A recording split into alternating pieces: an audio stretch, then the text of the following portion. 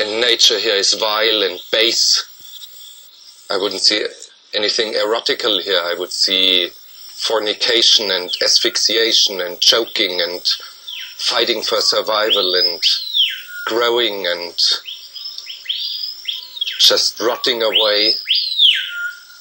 Of course there's a lot of misery, but it is the same misery that is all around us. The trees here are in misery and the birds are in misery. I don't think they sing, they just screech in pain.